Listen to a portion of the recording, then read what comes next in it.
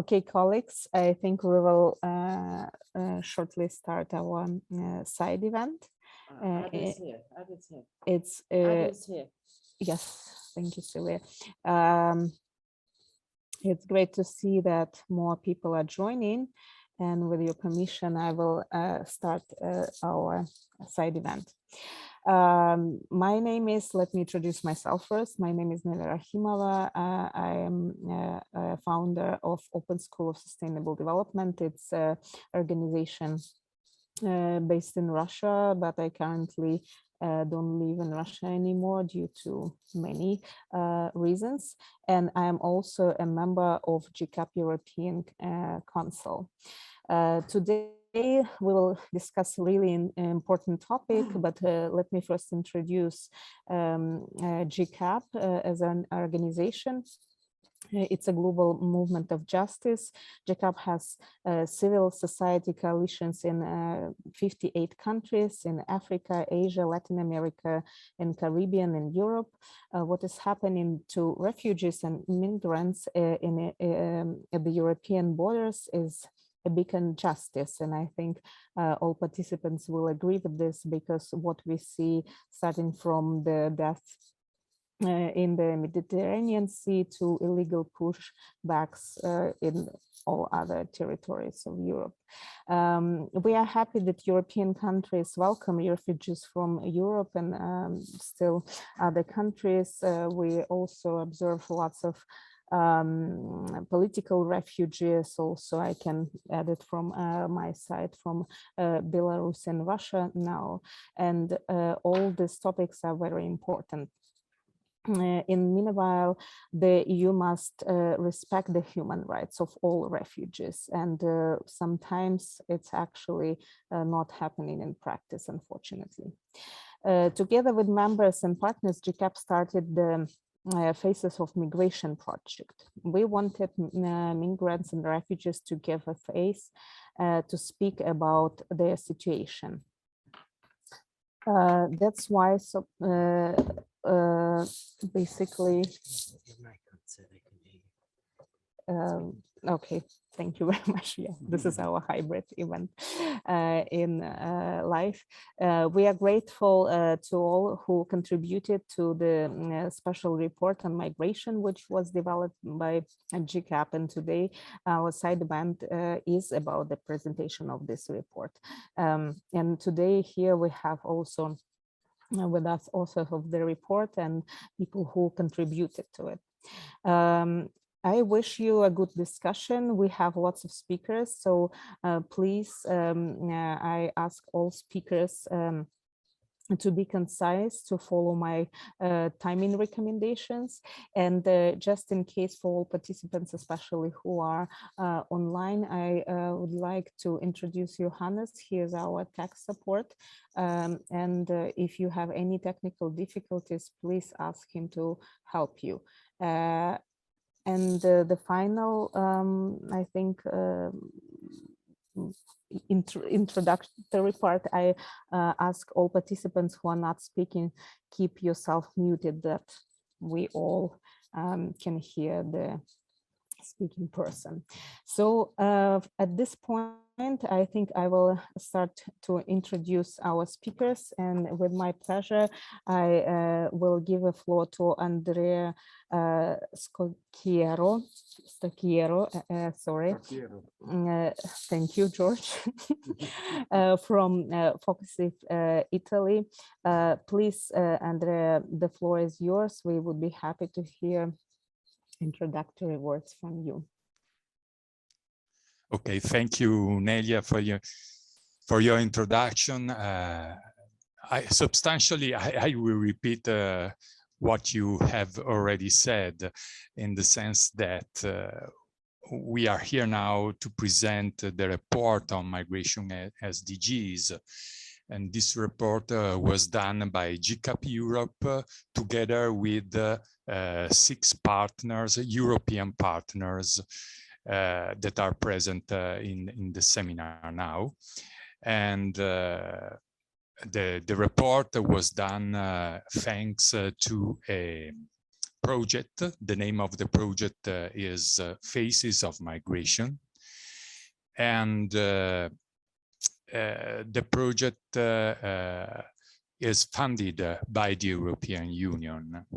And it aims to raise awareness among citizens and policymakers on the relationship between sustainable development and migration. It highlights issues about the reception, integration of migrants, cooperation with countries of origin and transit.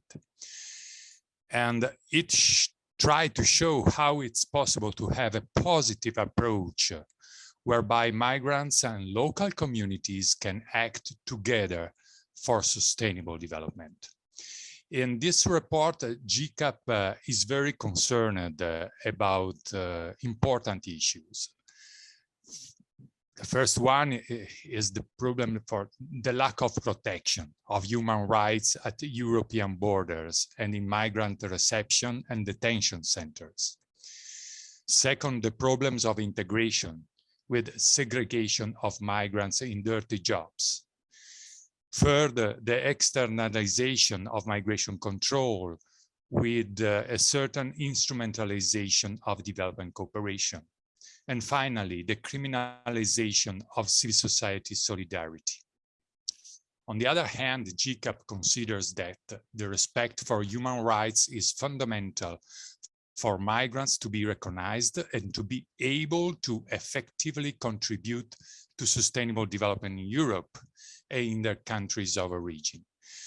The current crisis in Ukraine should spur everyone to choose the path of human rights and solidarity against walls, nationalism, and discrimination. Today, our seminar aims to present the findings of the report and discuss them in the light of the current events. So I give the floor to George for the presentation of the report. Thank you, George.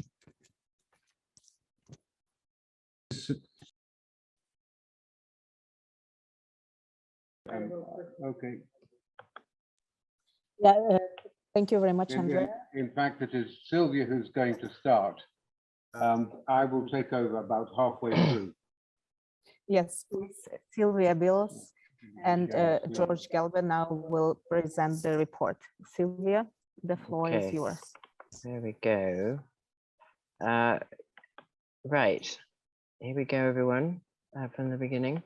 Thank you very much, and it's a great pleasure to be here with you and with all the authors of the report online, as well as Ada and our representative of the Greek government. And thank you so much for coming in, and for Nelya for moderating as a council member of GCAP for Europe. To sort of give you a bit of context of how we've tried to do the report and its recommendations following from Andrea, we know that refugees can be detained, a recent picture, Afghanistan, Pakistan, the big barbed wire, and we know they can be welcomed. And I guess this is the key issue we want to explore through this report, because policy can support the rights of migrants. And EU policy has a lot to say about supporting human rights. But what really happens in practice? And this is the issue we need to discuss through the findings of our report and the current positioning of the countries who are included in the report. And just to a little bit of context, the invasion of Ukraine has led to many more millions of refugees that were ever seen in the crisis of 2015 and 2016, when more than 1 million Syrians sought refuge in the UK, in Europe, not in the UK. UK doesn't let anybody in, but that's another story. And we know too how the courage of refugees and migrants trying to get over borders and what happens to them. And the report talks about this. And we know too about the unsafe passage. This is, I'm not sure how up to date it is. It was up to date in March, this number, 23,000 dead and missing at sea, coming over to Italy and Greece and Turkey. So this report was really about the issues of migrants and refugees, but it's how they should be supported by the Agenda for Sustainable Development, the 2030 Agenda, which is, as we know, a visionary agenda, far-reaching, and it has the possibility to be the template to leave no one behind in all development policy. It has the commitment to reach the furthest behind first. And there's no doubt that asylum seekers and migrants that are washing up on the shores of Italy and Spain and crowded against the fences of Poland, Bulgaria, and Croatia are the most left behind. But it's also about Ukrainian refugees now being welcomed, as they should, to homes and support, including education and money from in many countries of Europe. And just to point out that Amina Mohammed has always said that we must shoulder our responsibilities towards refugees, find solutions that support their human rights, supply them with hope, and recognize our legal responsibility to support them. And they play a critical role in achieving the goals. Hang on, let me try and move this one along. Okay. And these goals are reflected in EU obligations and policy standards. So I just want to remind you of them. The 1951 Refugee Convention and 1967 Protocol on Non-Refoulement. The EU Charter that stipulates member states must guarantee right to asylum. The EU Lisbon Treaty, which has an obligation to offer appropriate status to any third country national requiring international protection. The 2018 Global Compact on Refugees, with its shared responsibilities to uphold fundamental principles and standards of refugee protection. George will go into this a bit in a minute, but some of the member states of the European Union have voted against this. The Global Compact on Migration, which provides for solidarity and inclusion, Hungary voted against it. But let's not forget that Goal 10.7 of the SDGs states that member states should facilitate orderly, safe, regular, and responsible migration and mobility of people, and that member states should include migrants and refugees in their targets to leave no one behind. And before I conclude and hand over to George, just to say how important it is that we have someone here on this panel to talk about how migration can be included in the voluntary national review report of Italy. But we'll hear from him at the end of the meeting. Thank you very much. And I'm going to hand over to George now.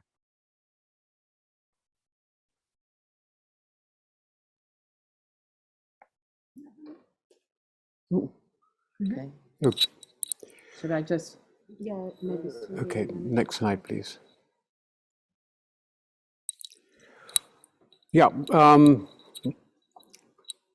looking at the what the changes that have been made in European regulations on migration and proposed changes, you can see that there is a lot of incoherence.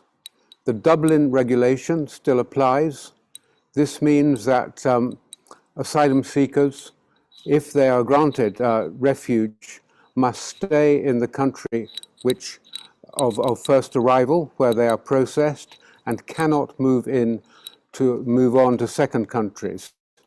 This clearly places a huge burden on what we can call frontline states. When we were looking at the crisis in the Middle East, this meant the burden fell mainly to Greece and Italy, and later on also to Spain, with large numbers of migrants crossing the dangerous waters of the Atlantic to the Canary Islands.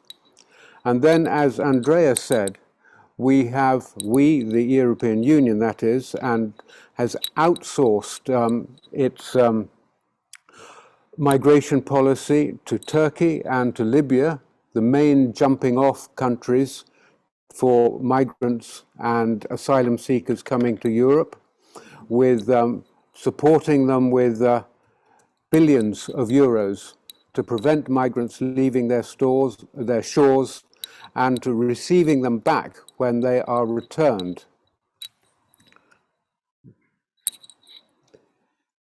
Sorry. And the new pact on migration and asylum is not in fact a pact. It is a set of proposals which means that migrants,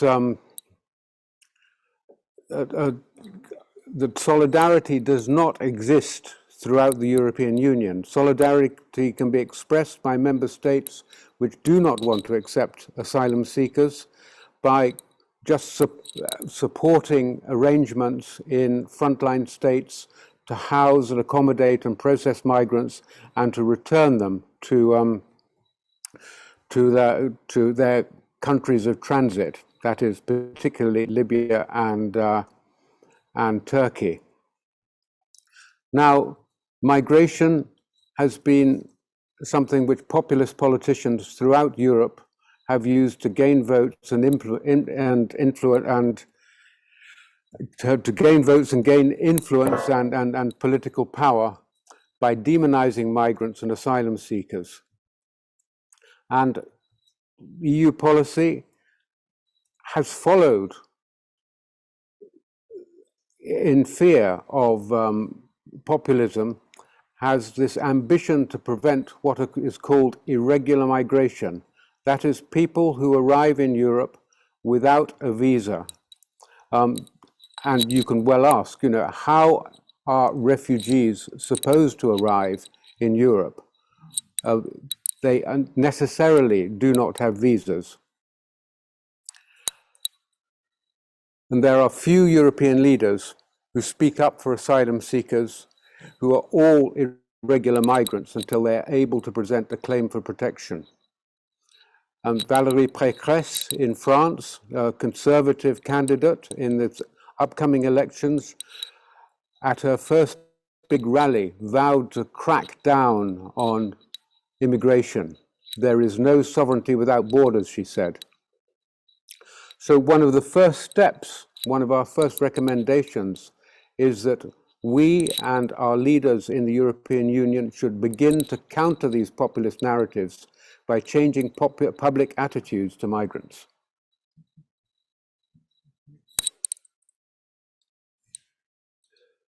And the crisis in Ukraine shows that it is possible for things to change, and to change quickly.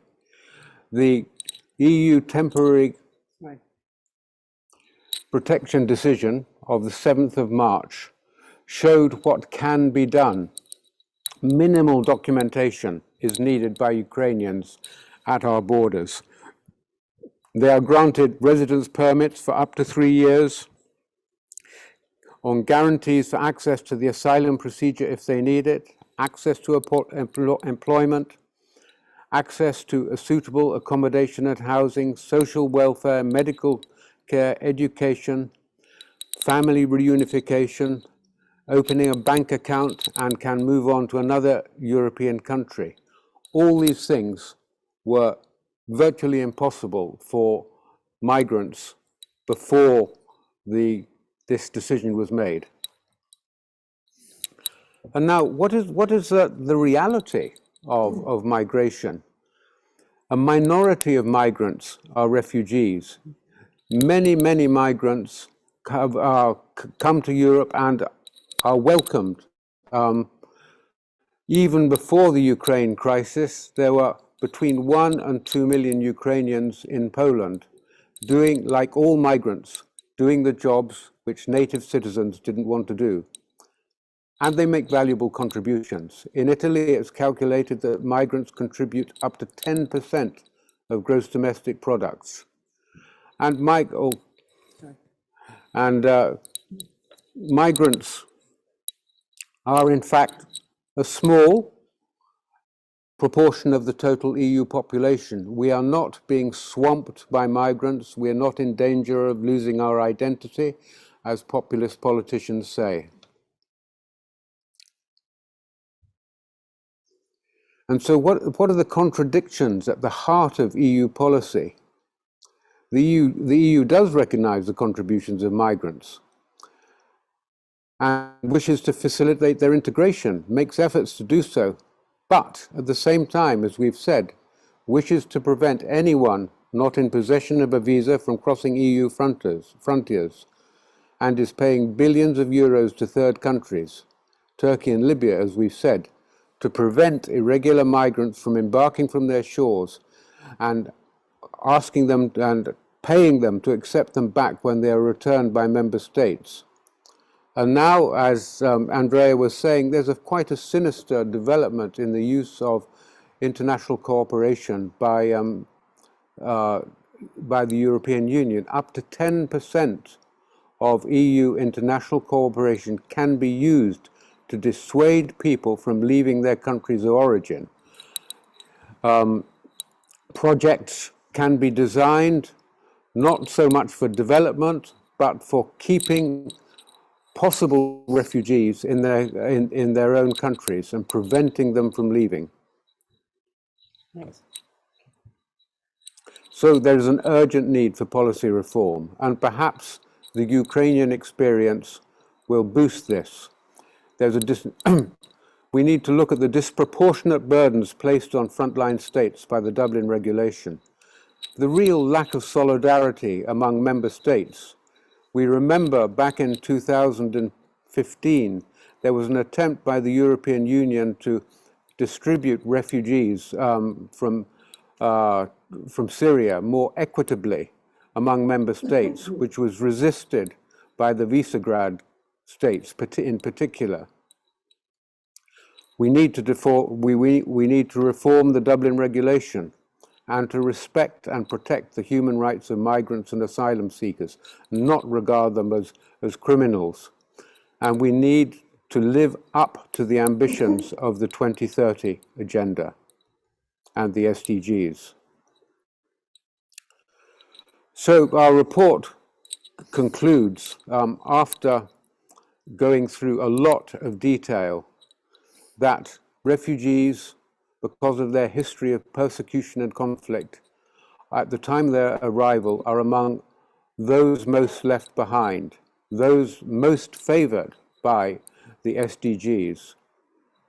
We must remember that they can and do contribute to third countries, that is, their own countries of origin, when granted rights to education, social protection, health and housing. In fact, the flows of remittances, the money that migrants send back to their countries of origin, often dwarfs official development assistance. We must really be robust about the way we look at human rights violations on our borders, and recognize that some EU member states are both in breach of their obligations under international law and are failing to live up to their SDG pledges. The EU Pact on Asylum and Migration is not fit for purpose because it focuses on deterrence, relocation, and expulsion of irregular migrants rather than proper screening and support. And perhaps one of the most important things what we have to do is counter the racist, xenophobic and hostile attitudes to refugees and asylums, which are propagated by populist politicians and their supporters. We've got one more slide. Am I? Yeah. Should I give this one? Okay.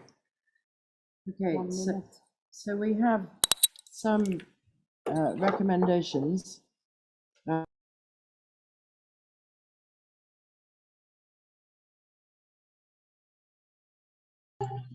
Sorry, there's currently no one unmuted. Please unmute yourself, Sylvia.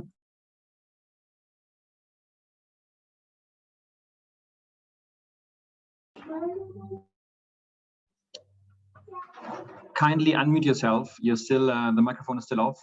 Sylvia, please feel free. Beg your pardon. I'm on it, right, from current side. So the, can you hear me now? Is that okay? Sorry about that. So in 1 minute. So we have a number of recommendations, and Andrea, I think, may come back with some more. But in the report, a very clear one is that of international treaties and commitments to human rights. The EU policy framework has these in it, but it is not acting on them. They must be upheld and respected, and it's our job to hold governments to account for this. We think that there should be an integrated and comprehensive EU migration and sustainable development policy, which is based on human rights principles to govern all external and internal actions. Thirdly, we should conduct a wide information education campaign on the positive contribution of migrants. We must not be led astray by xenophobic and unfounded feelings. There should be safe and regular pathways for migrants in line with the Global Compact on Refugees and Migration. ODA should not be diverted to border operations, but used properly to leave no one behind. This is within the EU Parliament's May 2021 resolution on human rights protection. Reception centres must be designed and operated as open facilities for asylum seekers of all ages. There must be no detention. There should be properly resourced screening, and there should be no pushbacks, fences, walls, and detention camps. We think that the principle of solidarity must take centre stage to govern refugee policy, and there should be an equitable system of distribution of refugees to countries where refugees have social networks and work opportunities. And finally, not least, migrants and refugees must have access to social services and employment opportunities. As we have seen, it can happen in Ukraine. It's also in line with the SDG integration plan. So that is our conclusion. The choice is ours, is yours. It's a very important issue, and thank you for listening. So I'm going to stop sharing my screen now. Thank you very much, Sylvia. And I would like to come back to Andrea for concluding remarks. Yeah, thank you, Nelya. And do you hear me? Yes. Okay. And yeah, as was said before by Sylvia and George, the report was produced a year ago, and the war in Ukraine has changed the scenario, but several structural issues remain. The war in Ukraine has changed the European migration policy. The Union has finally approved temporary protection, and now millions of refugees are now accommodated in member states. Solidarity between member states is now effective.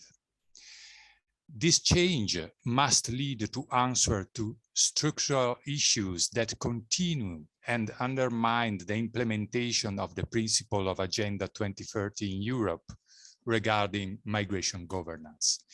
Indeed, despite temporary protection, there is discrimination against non-Ukrainian nationals.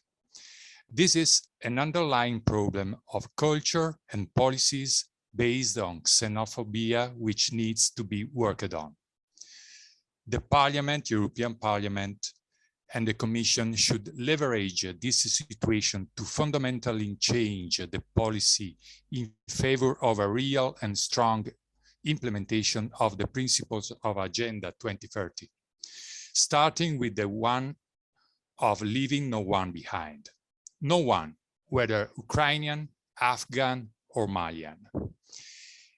This can be an important opportunity to inform and mobilize public opinion on human rights and to change the securitarian policy approach, the outsourcing of controls that is reiterated in the recent African Union, European Union summit, the selection of migrants along the borders contrary to human rights, and the fight against discrimination and segregation of immigrants within the Union. A strong policy coherence based on human rights and sustainable development is needed. The perspective and the hopes for a sustainable development should animate a new integration policy that is able to enhance the cultures, the knowledge, the empowerment projects of the new Europeans and world citizens, the new generations. There are many good integration practices in Europe, and they have positive impacts for everyone, including the natives. And all Europe is in great need of them. The European plan for integration goes in this direction, but it must be taken up by European countries in the fight against segregation. A new border policy of true reception, capable of providing refuge without detention, is needed, with certain and rapid recognition times for the different statutes and progressive integration paths, including for work and family reunification.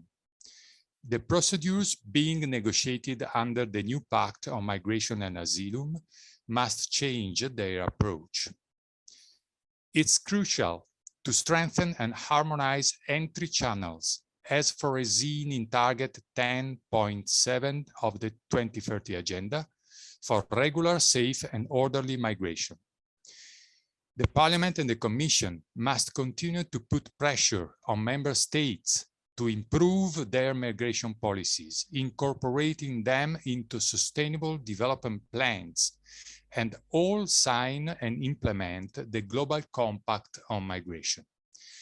Finally, the outsourcing of migration controls to developing countries must not affect development cooperation policy and put obstacles in the way of human mobility, which is essential for the development and resilience of people in Africa and other geographical areas.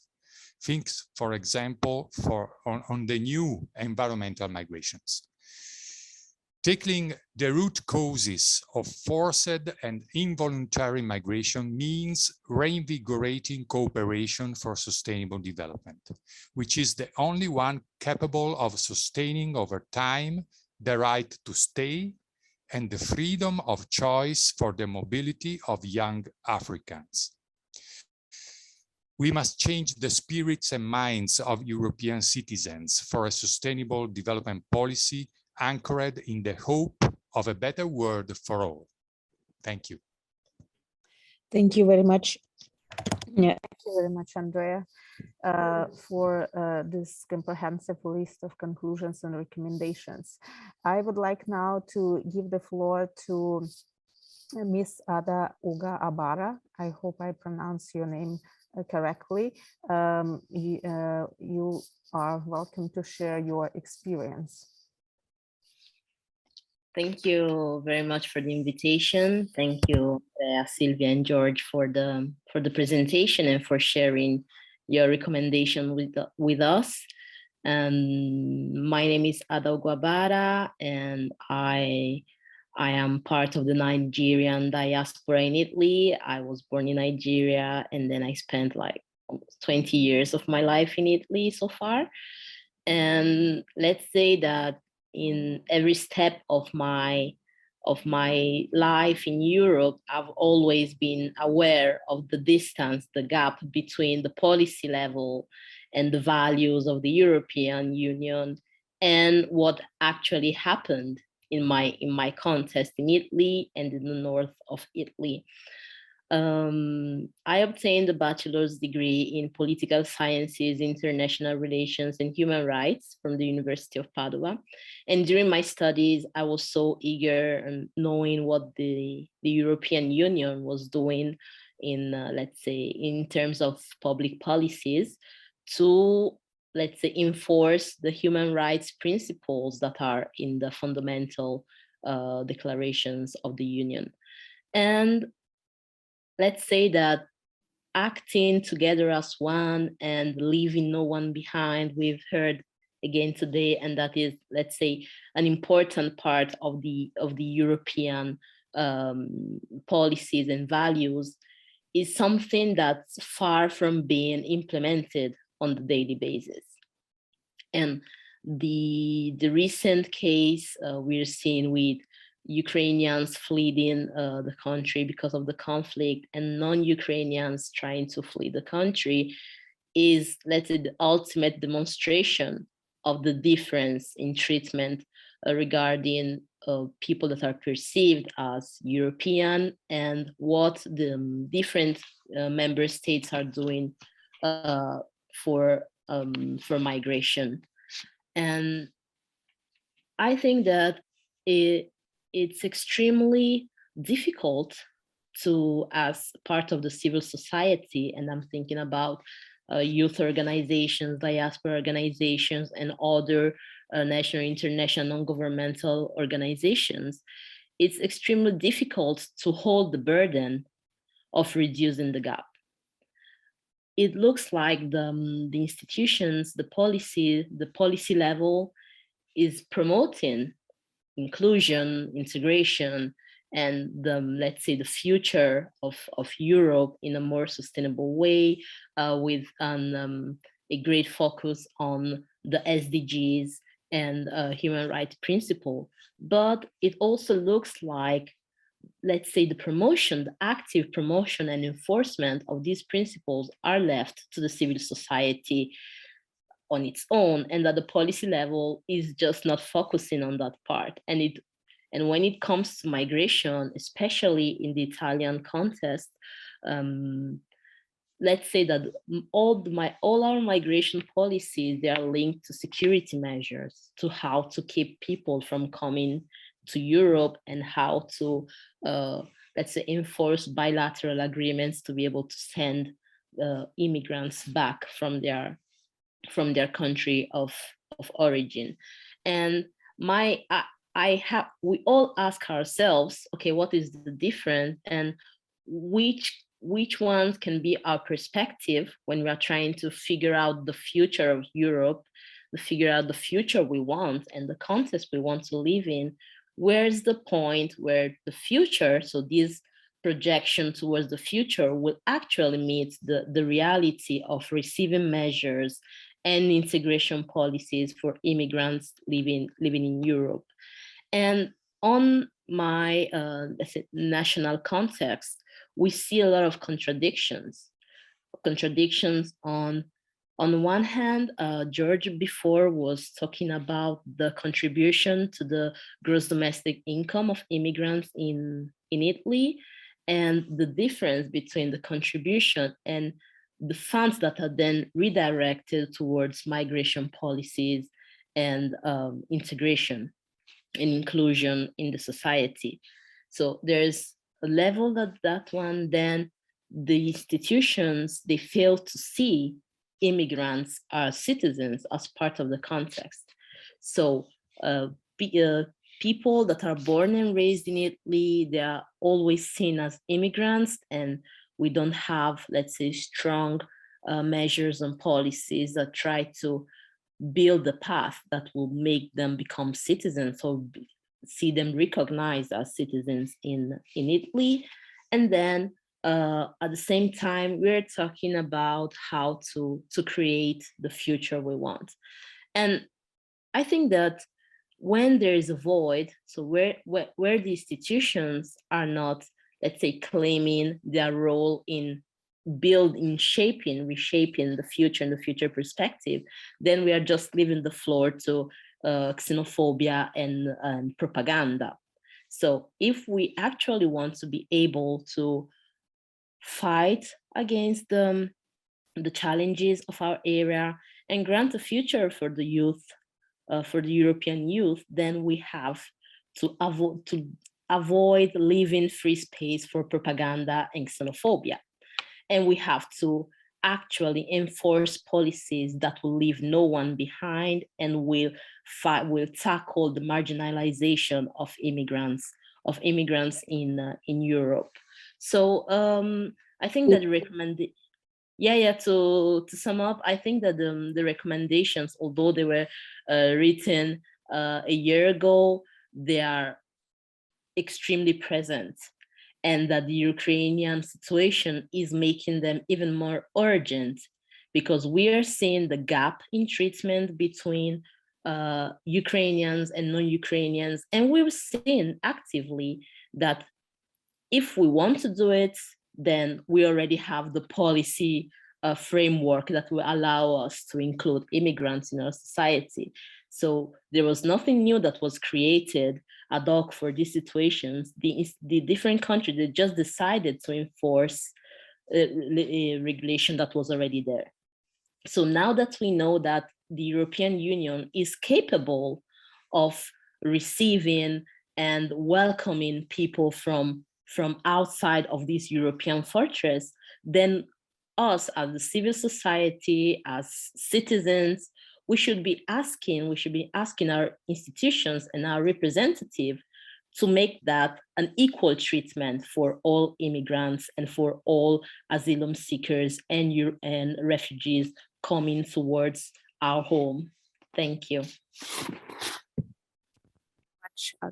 Thank you very much. I think it's a great contribution, and especially because you yourself went through this experience, and it's for me, at least personally, I can say that I'm always happy to hear from people who actually went through this process themselves.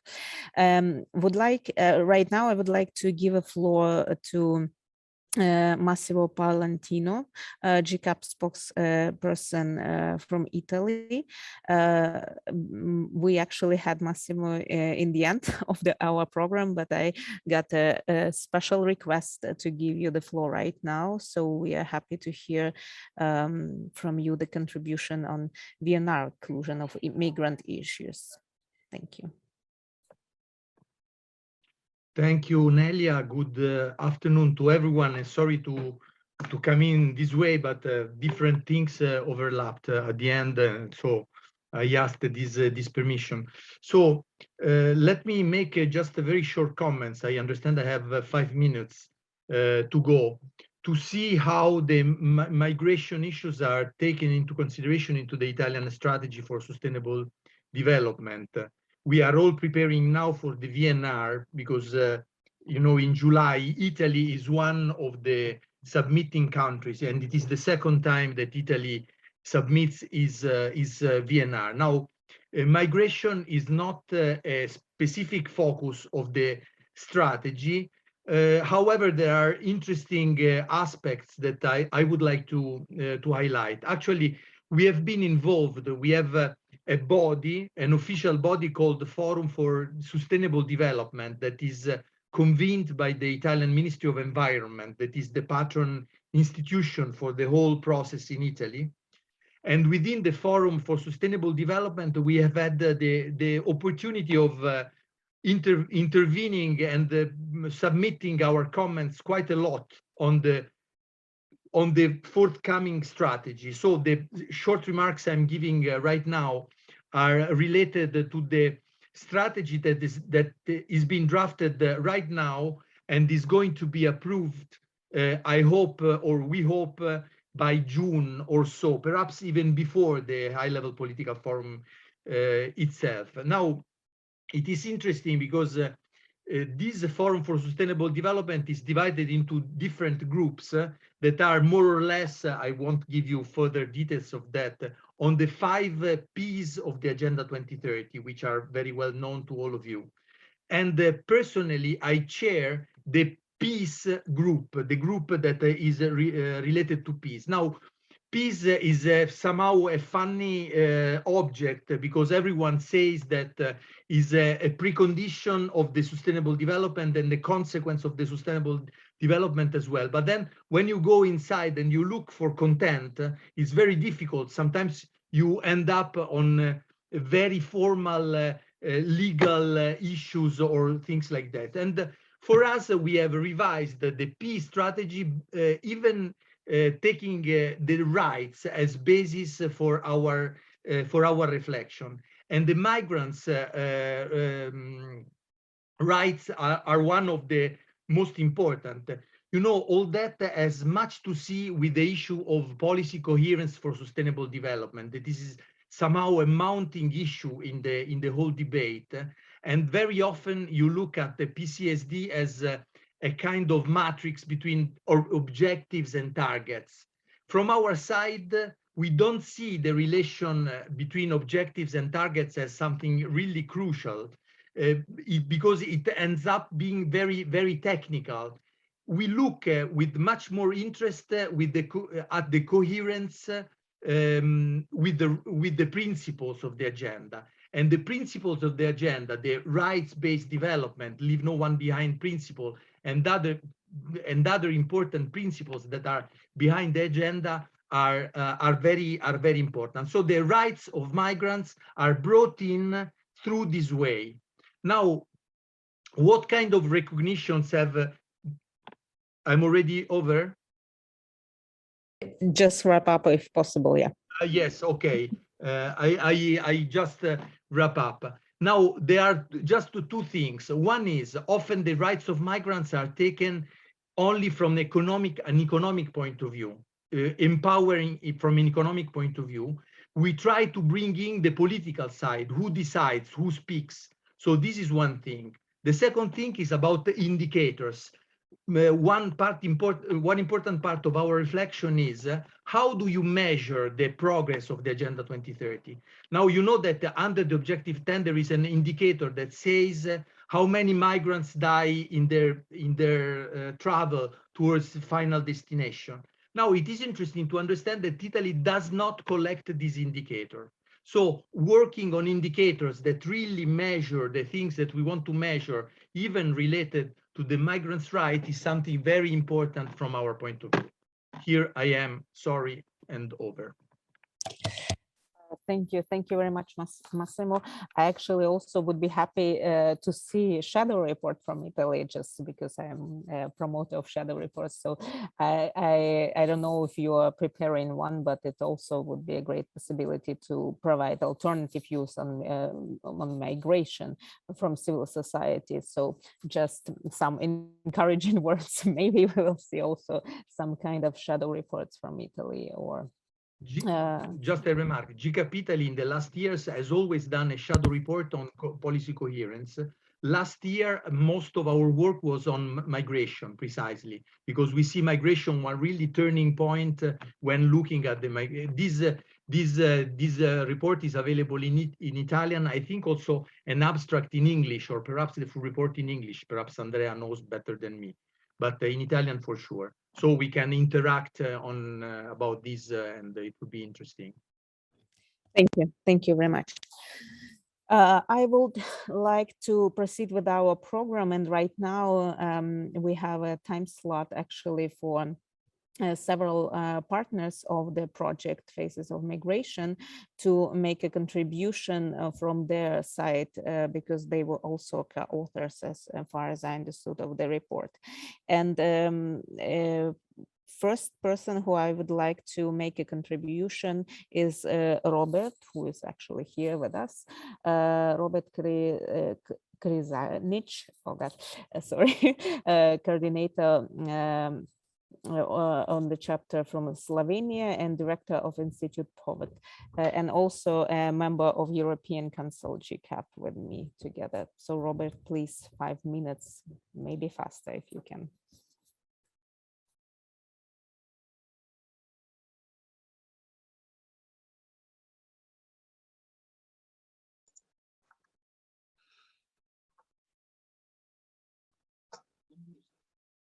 Yeah, I did. Okay. Okay. Hello, everyone. So everyone can hear me? Okay, fantastic. So hello from me. Hi from Slovenia, even this time from Geneva. And so our Institute Povod, we were partners in preparing this research. I think we did a really good job, not because it's us, but because I think that it is also based on some other reflections we already received. And thanks to Sylvia and George, that this really comprehensive material we have in very friendly readers, very friendly form, and it's very informative. And here we can see also how the topic of migrations is very lively. You know, as it was said, this report was prepared already last year, a few months before it was finalized, and in this time, these days, we have already so many new issues with situations of migrations in Europe, and this also brings us to the point that how migrations are important topic. I mean, migrations have huge impact also on SDGs. And if you ask me, migration should be an SDG itself, because it has really so much strong impact on sustainability of individual and countries and our interactions between the people and between the countries. So I will not put a lot of points and a lot of discussion from the report. Just some main comments and current facts. Slovenia have among EU countries is among the highest of the countries that have the strong demographic challenges. So this means that migrations can help and support demographic challenges in the country, but we don't have, on the other side, we don't have strong policies toward migrations, integration, and intercultural dialogue. Within the migrations, Slovenia is usually not the goal country, but usually is a transit country. What also makes our policymakers many times rather happy than sad. And sometimes Slovenia is also criticized by the EU or international community because of some policies that are not so much welcoming and giving, and Slovenia was also on the list of the countries that was doing or supporting pushbacks. As well, something that we recognized many times is that poverty situation among migrants is in average level higher than among the hosting society. Then in this report, of course, we created some recommendations. There are many of them, and most of them are actually focused on the structural needs and structural improvements of the policymakers, which are also rather more general or like, you know, similar to other countries. But for us, it's important the two that are really connected to the work of civil society, and we see it very, very important in our daily okay. So this is so to establish more comprehensive system for integration and for intercultural dialogue, what especially civil society organizations are strong in, and provide an intercultural mediation in education, professional qualifications, and skills. And just to really to wrap up the last half a minute, very controversial is the situation of our government when it comes now to the refugees and migrations from Ukraine. Their approach is totally different than was the years before. So now they are much more open, welcoming there is a special page, special support for Ukrainian, and they said several times how good is that we have now refugees from countries which are more similar to us than we had it before. And they literally said it like this. I mean, of course, we are not happy with that. We are happy with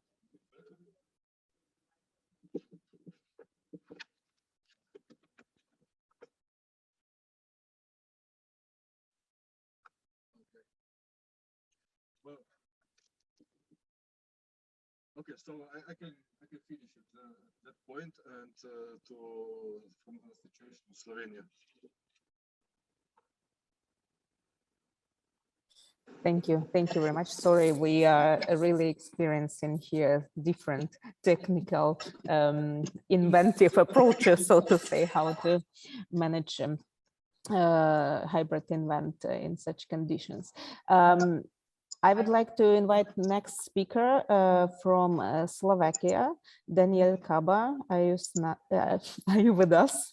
I'm switching to Russian suddenly. Are you with us? Daniel is a director of National Platform Umbrella. Yeah, please. Hello, everybody. Be concise. Thank you. Yeah, as usually. Yeah, hello, everybody. So I would like to give you a brief overview, especially when it comes to three main points I would like to raise today. The first one being is that the eastern neighborhood of the EU that was for some years already, let's say, being in the shadow of more pressing migratory and migration and refugee crisis is now, of course, getting more important, and the whole area is becoming extremely fragile. No need to mention Belarus situation and civil society there in last year, the situation on the Polish-Belarus border, and now with this the largest refugee crisis since World War II in Europe. We're probably the only project consortium member having a direct border with Ukraine. So it might be interesting for some of you to when we share some of our thoughts and experience. Nevertheless, the migration was or has been one of the two main drivers of the Slovak official development cooperation since 2015, and had a lot of repercussions and implications. We can talk a lot about the V4, including Slovakia, approach to migration, including this flexible or effective solidarity, what it brings to the Slovak ODA, what also brings to other systems.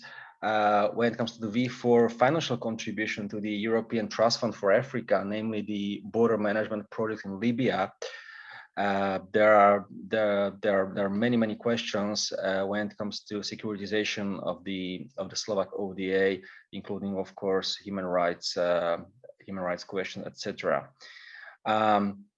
Slovakia has been very strict, probably one of the strictest among the EU members when it comes to migration policies. Just to give you a few numbers that might be helpful, on an annual basis, there's only 10 to 15 asylums provided in Slovakia, or actually asylums granted. The current crisis in Ukraine, yes, here I would probably like to highlight two things or two notions. The first being solidarity, the other one is agility. As my predecessor already said, we've been witnessing a sheer surge of solidarity by the civil society, but being aware of how the country also before was very much inward looking, very polarized, also alongside the migration factor. So we've already been working within the civil society on the campaigns and activities together with UNHCR, together with other stakeholders, on how to sensitize, how to prevent any tensions in the near future. Simply, Slovakia wasn't prepared for this refugee crisis. Therefore, this is the second thing I wanted to highlight, and that's the agility, being capacities, being expertise, or let alone speaking about the public policies or policies as such. And when it comes to the statistics, so as of April the 6th, that's yesterday, right? Temporary shelter applications reached 64,000, and altogether the people that crossed to Slovakia amounted to more than 3,000 people. Unlike with other crises, although it is difficult to compare, there's yeah, the composition of the refugees is very interesting. There's 90% almost, or 80% of it are children and women, so the most vulnerable. Please finish. Yeah. So that's it probably from our side, giving the space to the others or to the FAQs if possible. Thank you. Thank you very much, Daniel. I would like to proceed immediately to the next speaker from Czech Republic, Veronika Nažinova, coordinator of the FOM project. Veronika. Yeah, thank you, Nelya. I'll be short, don't worry. I would like to start with a saying. I'm not sure whether it is correct in English, but we say that near is my shirt, but nearest is my skin. And I think this saying describes the situation in the Czech Republic clearly. I'm not very proud on it, but that's the reality. I think civil society organizations are now seeking to include a revision of integration policies, which would include all asylum seekers, not only Ukrainians. But I'm afraid that this is a long journey on, and as we are now overloaded by managing current high number of people escaping the Ukraine in a war. Since the beginning of the Russian invasion to Ukraine, the Czech Republic has issued special visa for more than 255,000 refugees. We can compare it with the last year when only 120 refugees received the protection. So this is really like a big difference. According to estimates of the Ministry of Interior, about 300,000 Ukrainians have already come to the country, and the estimations are saying that another 200,000 or 300,000 people could come if the war still go on in the Ukraine. Anyway, over 33% of registered refugees are women. Approximately the same percentage are children and youth under 18. 11% are men in a productive age, and elderly makes up like 3% of newcomers. And just for the full picture, population in the Czech Republic is around 10.5 million people.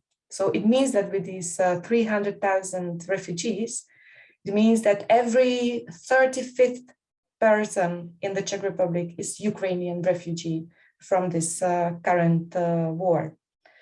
I think that the Czech government, especially the Ministry of Interior, is preparing the strategy, which includes especially education, health, and the social security system, and of course the labor market. And the ministry wants to present the strategy next Wednesday. So we are not in a position to to say what the strategy will include or not. I would like just to stress more maybe the situation, the atmosphere in the Republic, because after these 40 days of war, we can feel that the public slowly but surely, I mean, this euphoria and preparedness and motivation to help is decreasing and declining, and there are concerns about the future and the beginning. I mean, these concerns are starting to emerge, and the most common and often argument we can see on in the media and especially on a social network is that the refugees are bringing the disease that no longer exists in our country, and they have infectious diseases and they block capacities in hospitals. Then there is a fear that refugees have a priority over the Czech citizens in education, for example. I mean, for a long time, we have a shortage with the capacity for children in the schools and kindergartens.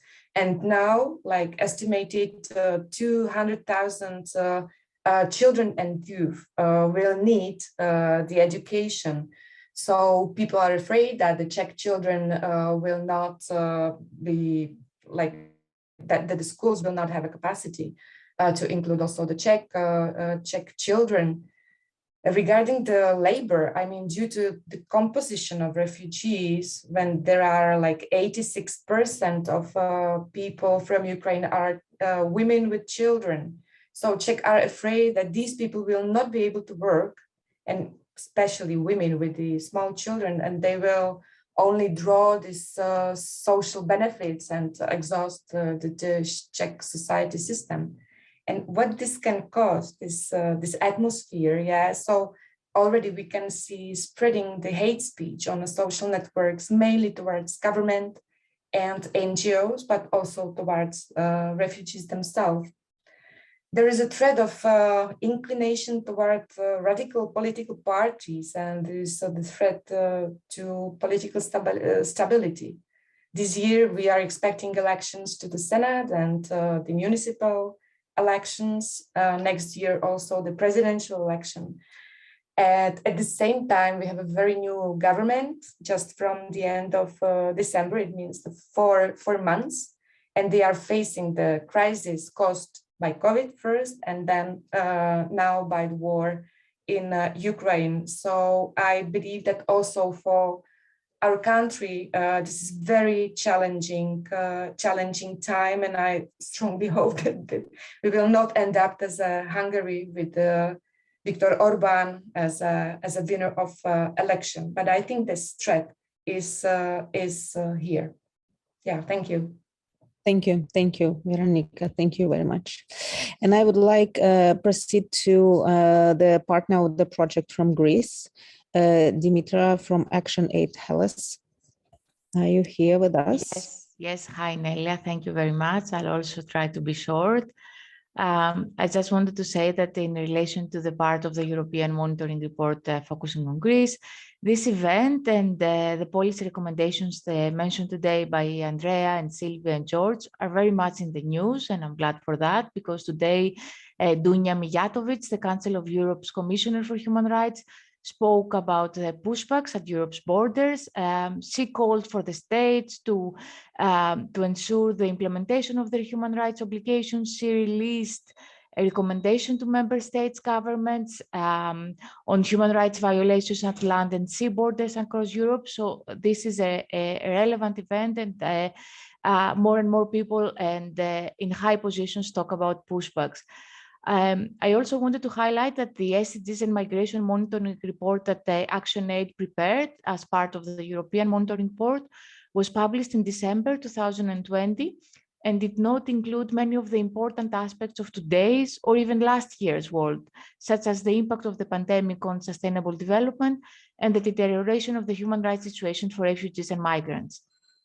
Apart from all these things mentioned by the previous contributors, I just wanted to say that in the Greek part, we also examined the specific issues when it comes to integrating the migration lens in the agenda of sustainable development, such as the poverty reduction, good health and well-being, quality education, gender equality, and decent work and economic growth.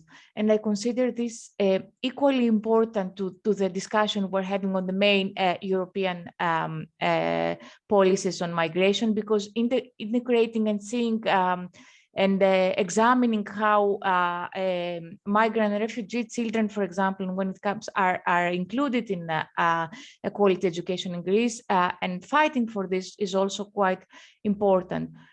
In light of the submission of the voluntary national review report by Greece in 2022, we will work together with civil society organizations in pushing the government in highlighting the migration lens in the SDGs implementation, highlighting the examples of the good examples, the obstacles faced in the implementation of the SDGs.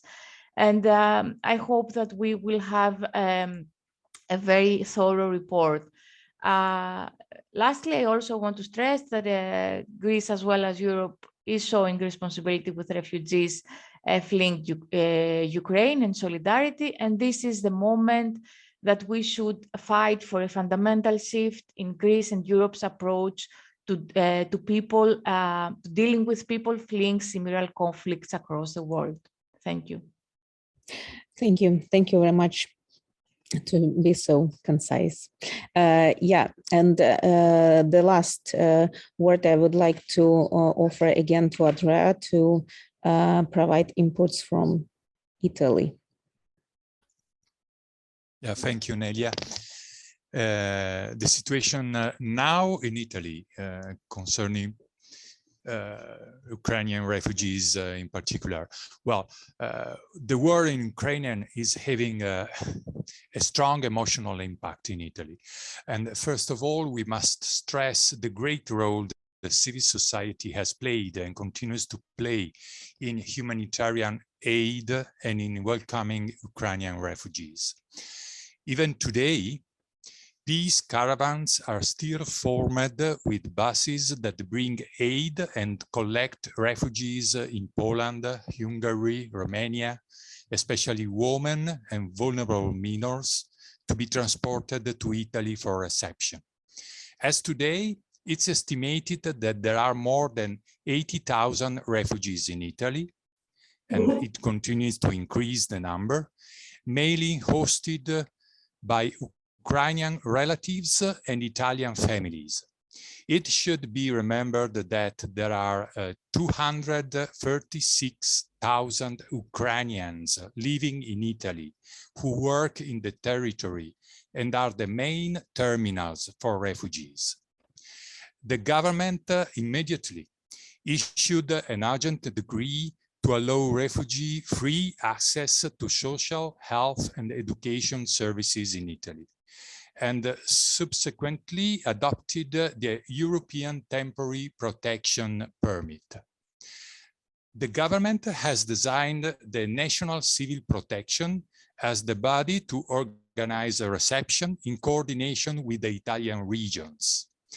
And the Ministry of Interior reception system, including through third sector entities, with the cultural mediators, has been opened to refugees, and a recent government decree recognizes a bonus of 300 euro per month per refugee for accommodation with relatives and friends.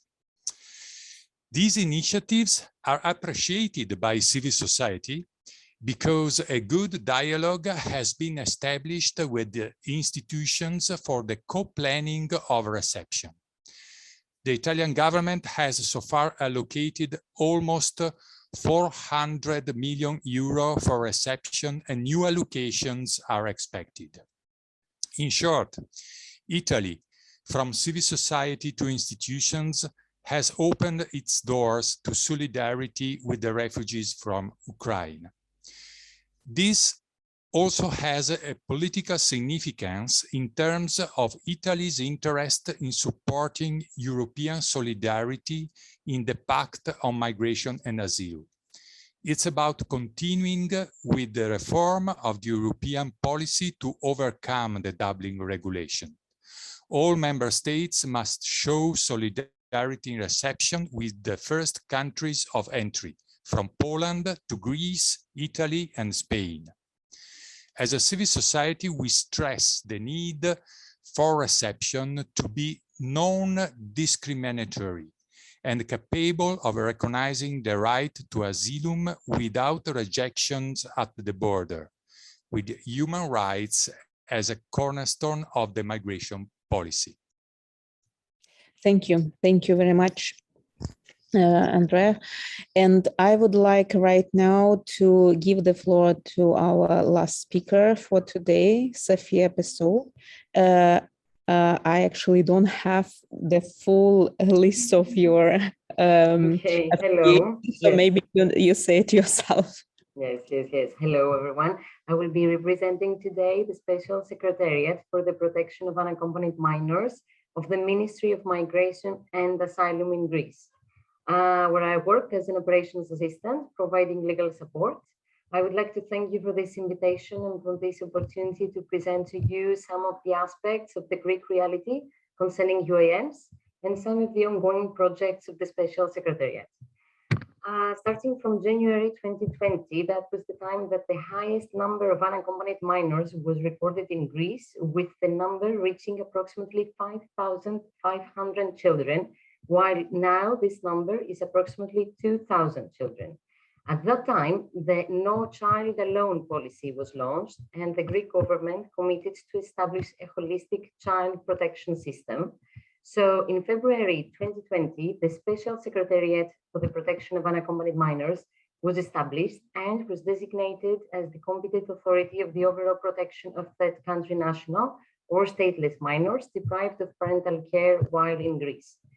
The Special Secretariat designed and is implementing now the national strategy for the protection of unaccompanied minors in Greece, and up to now great progress has been made in terms of child protection.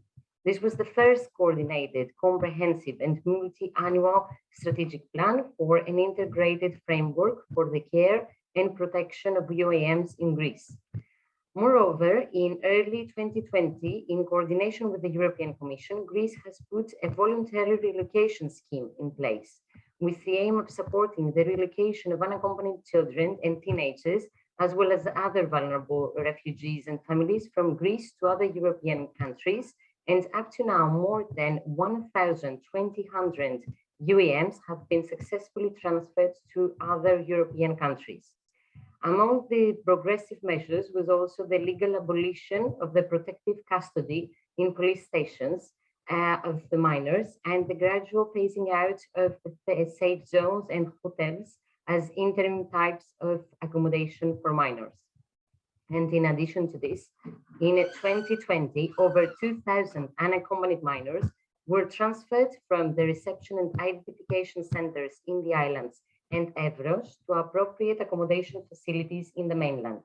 Currently, all the UAMs arriving in Greece stay in the reception and identification centers of the islands only for a very short period of time for the required quarantine and as well for registration purposes, and then they are immediately transferred to appropriate accommodation facilities in the mainland. At the same time, the Special Secretariat focused on the enhancement of the national long-term accommodation capacity by increasing the accommodation places in shelters and supported independent living apartments. At the end of 2019, there were almost 1,500 long-term accommodation places, whereas up to date, there are approximately 2,500 places. Also, it is to be said that under our legislative and operational framework, all unaccompanied minors, as soon as they are identified as such, they enjoy appropriate accommodation and care, and they receive a wide range of services such as legal representation, psychosocial support, educational activities, access to public education system, and free access to national healthcare system.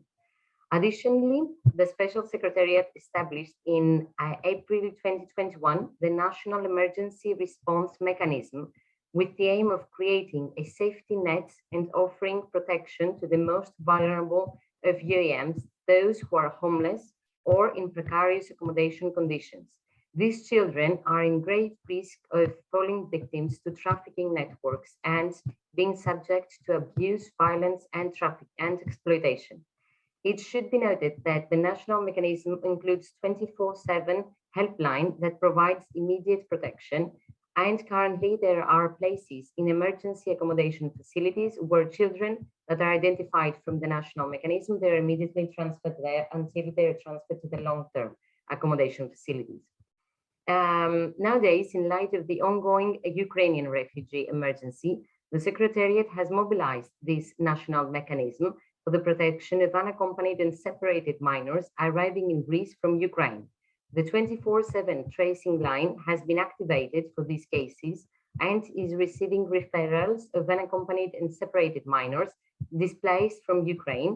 At the same time, the Special Secretariat, in close cooperation with the police and other relevant stakeholders, has put in place appropriate procedures for the identification, registration, and protection of separated and unaccompanied minors at the entry points.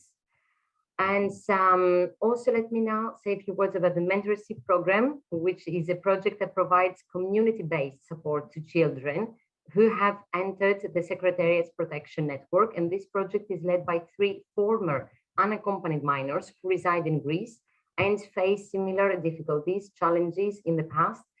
Thus today, as young adults, they can transmit their knowledge and experience to children residing in accommodation facilities.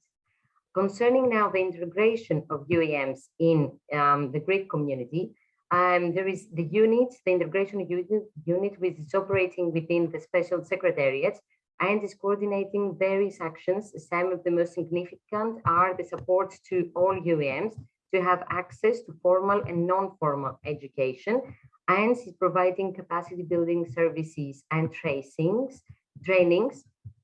to the educators of the accommodation facilities. Yes, and I will be very short, and is working very closely with the local communities in order to promote the smooth integration of the minors in the Greek community. At the end, I'll just want to say that we are developing a new framework, institutional framework for guardianship, and this will be a step towards the achievement on the 16th Sustainable Development Goal. Thank you very much. Thank you. Thank you very much, Sophia. I actually would like right now, even we don't have much time still, to encourage for questions and comments from our participant. And actually, Sophia, for you, there is already a question. If you can say in what extent this work is financed by the European Commission, what you mentioned on UAM. Please unmute yourself. Okay, yes, sorry. Yes, I don't know exactly to say in what extent, I mean, like with percentages and all this, but I know for sure that yes, a lot of our projects are financed by European Commission. For example, I mentioned the relocation project, which was totally financed by the European Commission, but also we are receiving support for the all the projects that we are running, for almost all the projects that we are running. Okay, thanks. Thank you. Thank you very much. Dear colleagues, any other questions or comments to the speakers, or maybe speakers also want to comment on something? Yes, yes, Sylvia, please. Can I just make a, oh, I stopped my video. Right, no. Okay, can you hear me? Well, I just wanted to say, first of all, thank you for everybody who's come to the meeting today. And from our side, it's been a real journey to learn so much about the policy environment, but also the disconnect between the policy environment and what happens. And we've also learned some really good examples, including from Sophia just now and other examples in the chat of what we can do if we follow the human rights framework. And it seems, but we had a warning from Veronica that, you know, it can sort of, people can lose the plot a bit after time. And we have to be very pleased with the positive responses that we see in Ukraine, but seek to get this, if you like, regionalized. So I think we have a real moment for change. And I think it was Robert who talked about an SDG on migration. And we know that migration is a very big issue for governments who meet at the high-level political forum. So it would be really great if we could collaborate together going forward. We know we have Greece and Italy who are doing their voluntary national reviews and will take migration forward. Nelya and I are involved in that process at the through the major groups and other stakeholders. So we look forward to working with you on it, but I think we mustn't drop the ball at all. And there's a lot of work to do, and it's really good we have this group going. So thank you again for coming from my side, and I want to stay close to this issue. Thank you. George, please. Yes, I also would like to say thank you to all the participants, and to remind us, to remind you that we really do need to be more positive about migrants. One of the sort of underlying realities of the European Union is that most countries in the European Union are not having enough children to maintain their population. So we depend hugely on migrants for work and labor.